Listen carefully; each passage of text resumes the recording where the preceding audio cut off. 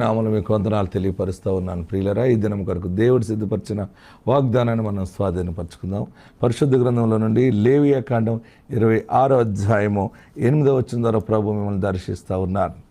Note చేసుకోండి. Leviticus chapter 26 verse 8.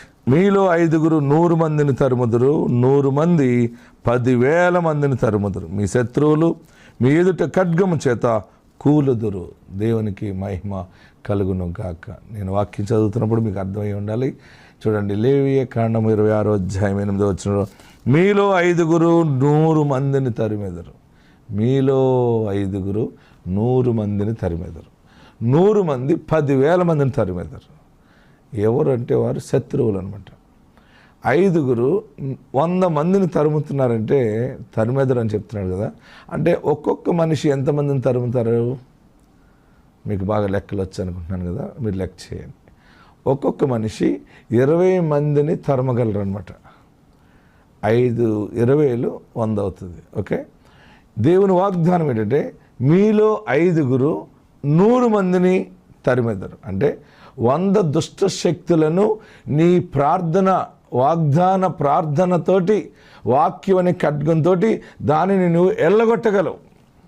ఈ దెయ్యాలు కూడా ఎలా వస్తాయంటే, సైతాన్ ఎలా వస్తుందంటే, అవి పక్షులు ఏ రీతిగా మనం ఆకాశంలో చూస్తున్నప్పుడు ఒక పక్షి అనేక పక్షులతోటి ఒక మందల కింద వెళ్తుంటాయి పక్షులు.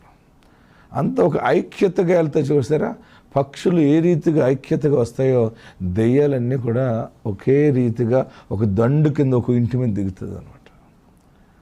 ఒక్కొక్క కుటుంబాన్ని మొత్తం పాడు చేసి, వారి ఆస్తిని పాడు చేసి, వారి ఉద్యోగాన్ని సమస్తాన్ని గర్భిలు చేస్తుంటుంది. కొంతమందికి అయితే వీటి నుండి ఎలా బయటపడాలా అని అనేక మంది భయపడుతూ చేతబడి చేసే వాళ్ళ దగ్గరికి వెళ్తుంటారు. కొందరు చేతబడి చేస్తూ ఉంటుంటారు, కొందరు చెడు పూజలు చేస్తూ ఉంటుంటారు, కొందరు అసూయతో మాట్లాడుతుంటుంటారు.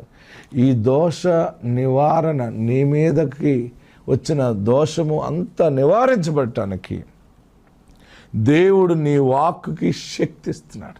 నీ యొక్క నోటిలో ఆయన మాట వాక్ అనుగ్రహించి వెంటనే ఏయ్ సాతానా, యేసు నామములో పో అని నువ్వు ఆజ్ఞాపిస్తే ఒక్కసారే 20 దుష్ట శక్తులు